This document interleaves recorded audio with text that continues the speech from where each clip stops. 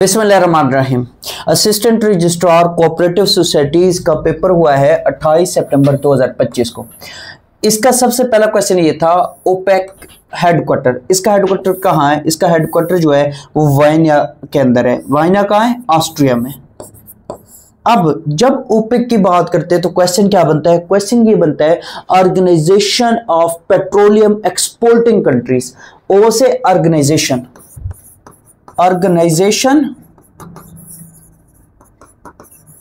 Of petroleum, E से exporting, C से countries. Organisation of petroleum exporting countries का जो ग्रुप है उसको ओपेक कहा जाता है। अब यहां पे फिर क्वेश्चन क्या बनता है? क्वेश्चन ये बनता है कि इसकी जो बुनियाद है वो कब रखी गई थी? वो 14 सितंबर 1960 को रखी गई थी। कहां पे? ये फाउंडेड एट कहेगा, यहाँ ये क्या कहेगा? Founded at. तो फाउंडेड एट जो ये बगदाद में इसकी बुनियाद रखी गई थी। अब जब इसकी बुनियाद रखी गई थी तो शुरू में इसमें 5 मेंबर्स थे। शुरू में कितने थे? 5 मेंबर्स थे। अब वो शुरू में जो 5 मेंबर्स थे वो कौन कौन से थे? अगर उनकी बात करें तो याद रखिएगा ईरान, इराक, 2 कंट्रीज तो ये याद रखिएगा। कौन कौन से? Iran, Iraq, Kuwait, Saudi Arabia, KS है, किंगडम ऑफ सऊदी अरेबिया। फिर इसके अलावा एक मुल्क जो है वेनेजुएला। ये 5 मुल्क मिलके इसकी बुनियाद रखते हैं। फिर आगे जो वक्त गुजरता गया तो इसके मेंबर्स में इजाफा होता गया। अब इसकी जो करंट मेंबर्स हैं, अगर करंट मेंबर्स की बात करें तो करंट इसके 12 मेंबर्स हैं। करंट इसके कितने मेंबर्स हैं? 12 मेंबर्स हैं। कुछ मेंबर्स लेफ्ट कर चुके हैं, ये करंट की मैं अभी बात कर रहा हूं। इस टाइम मौजूदा 12 मेंबर्स इसके हैं।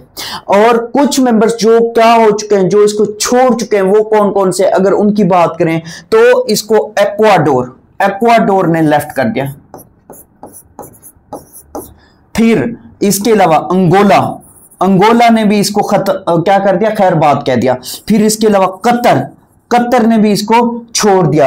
इसी तरीके से याद रखिएगा कतर के अलावा इंडोनेशिया भी इसका मेंबर था, लेकिन इंडोनेशिया भी क्या करता है? इंडोनेशिया भी इसको खैर बात कह देता है। इंडोनेशिया भी इसे खैरबाद कह देता है। तो इन 4 के बारे में क्वेश्चन आता है कि कौन कौन इसको लेफ्ट कर चुका है। तो यहां पे याद रखिएगा कि जो कतर है ये जनवरी 2019 में इसको खैरबाद कहता है। और अंगोला जो है, अंगोला की अगर बात करें तो ये जनवरी 2024 से ये इसका मेंबर नहीं है। असल में इसने 2023 में ऐलान किया था कि मैं अब इसका मेंबर नहीं रहूंगा। तो इसी तरीके से फिर जनवरी 2024 से ये इफेक्ट हो जाता है कि ये इसका मेंबर नहीं है। तो ये भी क्वेश्चन एग्जाम के अंदर वो पूछ रहा होता है। नेक्स्ट क्वेश्चन की बात करते हैं। नेक्स्ट क्वेश्चन है most medals one by which country in Olympic 2020। अब सबसे पहले ये याद रखिएगा कि ये जो ओलंपिक 2020 हुई कहां हुई? टोक्यो के अंदर हुई। और ये समर ओलंपिक थी। ये कौन सी थी? ये समर ओलंपिक थी, ये भी याद रखिएगा। फिर जब हम इसी की बात करते हैं, इसी ओलंपिक की बात करते हैं, तो फिर क्वेश्चन क्या बनता है? क्वेश्चन ये बनता है कि सबसे ज्यादा मेडल्स किसने जीते थे? यूएसए ने जीते थे। जब यूएसए की बात करते हैं तो इसने गोल्ड कितने जीते हैं, फिर इसी तरीके से सिल्वर मेडल कितने जीते और ब्रॉन्ज मेडल कितने जीते, ये भी क्वेश्चन याद रखिएगा क्योंकि इसके बारे में मोस्टली वो क्वेश्चन एग्जाम के अंदर दे रहा है। अब अमेरिका की जब बात करते हैं तो 39 जो है, 39 इसने गोल्ड जीते। 39 इसने गोल्ड जीते। सिल्वर कितने जीते? सिल्वर 41 जीते, 41। और 33 जो है वो ब्रॉन्ज जीते। 33 क्या जीते? ब्रॉन्ज जीते। टोटल इसने जो जीते थे ना, टोटल अगर इनका एग्रीगेट करें 113 मेडल बनता है। कितना बनता है? 113 मेडल। दूसरे नंबर पे सबसे ज्यादा किसने जीते? दूसरे नंबर पे चाइना था। दूसरे नंबर पे कौन था? दूसरे नंबर पे था चाइना, चाइना की जब बात करते हैं तो यहां पे याद रखिएगा 38 इसने गोल्ड जीते थे। चाइना ने कितने जीते थे? 38 गोल्ड जीते थे और 32 जो है 32 सिल्वर जीते थे और 19 जो है वो ब्राउन्स जीते थे। 19 क्या जीते थे? 19 जो है वो ब्राउन्स जीते थे। तो इस तरीके से ये टोटल इसके कितने मेडल्स बनते हैं? 89 बनते हैं। टोटल कितने बनते हैं? टोटल इसके 89 मेडल्स बनते हैं। फिर तीसरे नंबर पे जो है वो जापान है। तीसरे नंबर पे कौन है? तीसरे नंबर पे जापान है। जापान ने कितने मेडल जीते? गोल्ड मेडल की अगर बात करें तो इसने 27 गोल्ड जीते, 14 जो है वो सिल्वर जीते। अगर ब्रॉन्ज की बात करें तो ब्रॉन्ज के बारे में याद रखिएगा, इसने 17 जीते थे। कितने जीते थे? 17। और टोटल की अगर मैं बात करूं, इन टोटल को अगर हम सम करें तो टोटल कितना बनता है? 58 बनता है। कितना बनता है? 58 बनता है।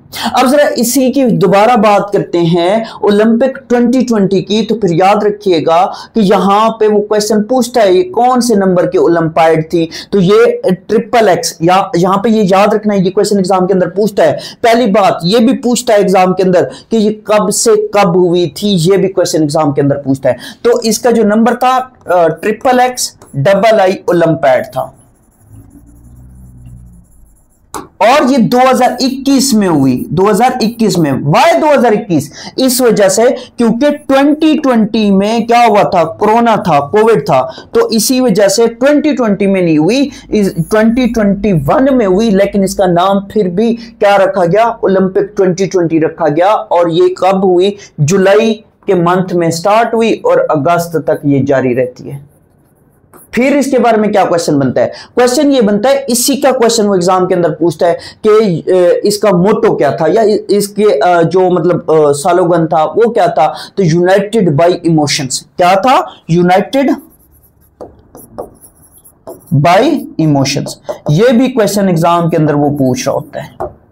नेक्स्ट क्वेश्चन है second president of Indian national Congress. Indian national Congress का जो सेकंड प्रेसिडेंट था वो कौन था? दादा भाई नीरोजी। दादा भाई नीरोजी। अब इसी इंडियन नेशनल कांग्रेस की बात करते हैं तो दिसंबर 1885 में इसकी बुनियाद रखी गई थी। किसने रखी थी? A.O. ह्यूम ने रखी थी। किसने रखी थी? A.O. ह्यूम। A.O. ह्यूम का जो पूरा नाम है वो एलन ऑक्टेवियन ह्यूम है। अब यहां पे फिर क्वेश्चन क्या बनता है? ये तो इसका सेकंड प्रेसिडेंट है, तो फर्स्ट प्रेसिडेंट कौन है? तो फर्स्ट प्रेसिडेंट की जब हम बात करते हैं तो याद रखिएगा वो है उमेश चंद्र बनर्जी। फिर सेकंड आपको पता चल गया कि सेकंड कौन है? दादा भाई नीरोजी। थर्ड कौन है?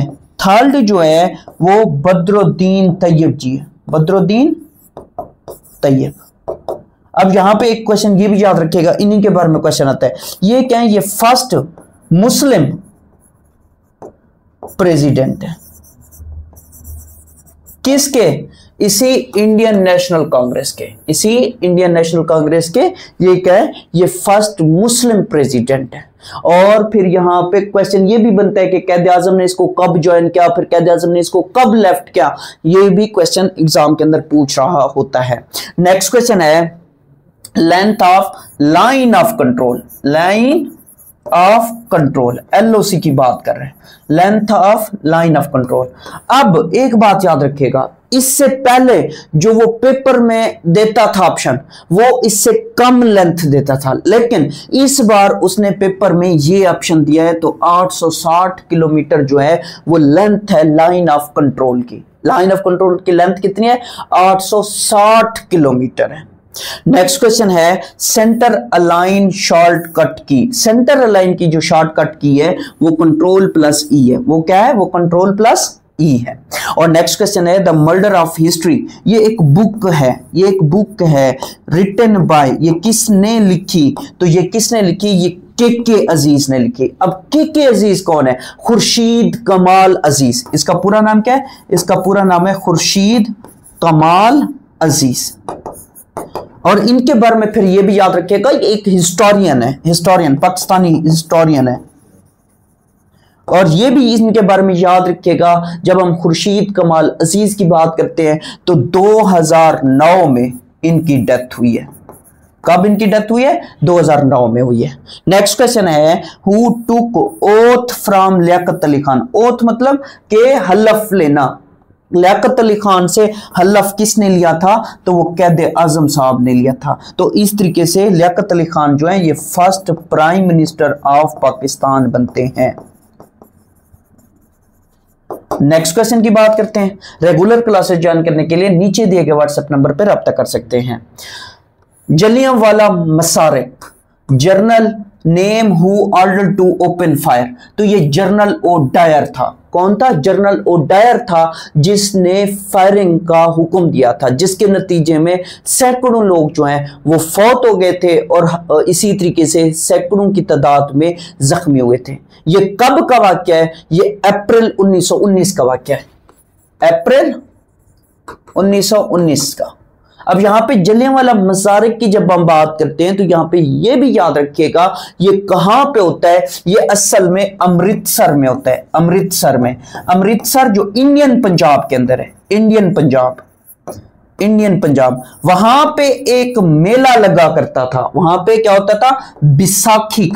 बैसाखी का मेला लगता था, मेला लगता था। तो वहां पे बहुत ज्यादा गैदरिंग थी। जब गैदरिंग थी तो यहां पे उस टाइम जो रावलेट एक्ट था, रावलेट एक्ट, ये रावलेट एक्ट आ चुका था। जब इस मेले की हिफाजत के लिए, सिक्योरिटी के लिए अंग्रेज फौज आती है तो लोग नारेबाजी करना स्टार्ट कर देते हैं इस रावलेट एक्ट की वजह से।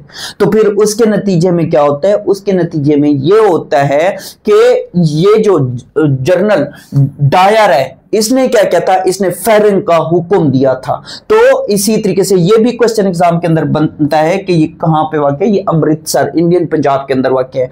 ये क्यों हुआ था वाकया? रावलेट एक्ट की वजह से हुआ था। नेक्स्ट क्वेश्चन की बात करते हैं। नेक्स्ट क्वेश्चन है Gandhi called off civil disobedience movement after. ये कॉल्ड ऑफ का क्या मतलब है? कॉल्ड ऑफ का मतलब है खत्म करना। तो ये चोरा चोरी इंसिडेंट था, उसकी वजह से हुआ था। ये चोरा चोरी इंसिडेंट कब हुआ? ये फरवरी 1922 में हुआ, जब गोरखपुर जो है वो एक सिटी है, एक असल में डिस्ट्रिक्ट है। गोरखपुर क्या है? डिस्ट्रिक्ट है यूपी के अंदर। तो वहां पे एक इवेंट होता है तो जिसके नतीजे में ये क्या करते हैं? गांधी साहब सिविल डिसोबीडियंस मूवमेंट को खत्म कर देते हैं। नेक्स्ट क्वेश्चन की बात करते हैं। नेक्स्ट क्वेश्चन है करंट प्रेसिडेंट ऑफ सीरिया, शाम का जो सदर है वो कौन है? अहमद अल शरा। ये मोस्ट इंपॉर्टेंट है, पेपर में हर वक्त पूछ रहा है ये कंटिन्यूअसली 2-3 पेपर में उसने बार बार पूछा है। नेक्स्ट क्वेश्चन की बात करते हैं। नेक्स्ट क्वेश्चन है Gwadar port authority. Gwadar port authority की बात हो रही है। एस्टेब्लिश्ड, तो ये 2002 में एस्टेब्लिश की गई। ये कब की गई? 2002 में। नेक्स्ट क्वेश्चन है Gwadar join which region of China. तो Gwadar join which region of China? तो जिंजिंग, ये इसका राइट ऑप्शन बनता था पेपर में। नेक्स्ट क्वेश्चन की बात करते हैं। नेक्स्ट क्वेश्चन है first Pakistani who received Nobel prize. तो ये कौन है? ये डॉक्टर अब्दुल सलाम है। डॉक्टर अब्दुल सलाम है।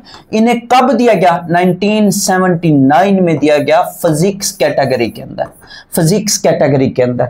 अब यहां पे फिर क्वेश्चन ये भी याद रखिएगा, इलेक्ट्रोवीक यूनिफिकेशन थ्योरी इन्होंने दी थी। इन्होंने क्या दी थी?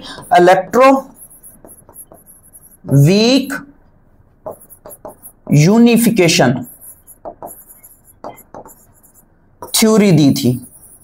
तो जिसके नतीजे में इनको नोबेल प्राइज दिया गया फिजिक्स कैटेगरी के अंदर। ये कब फौत हुए? ये भी क्वेश्चन एग्जाम के अंदर पूछता है। 1996 में इनकी डेथ हुई। और ये पैदा कहां हुए थे? ये क्वेश्चन एग्जाम के अंदर फिर बनते हैं। ये पैदा जो है वो झंग में हुए थे। कहां हुए थे? झंग में हुए थे।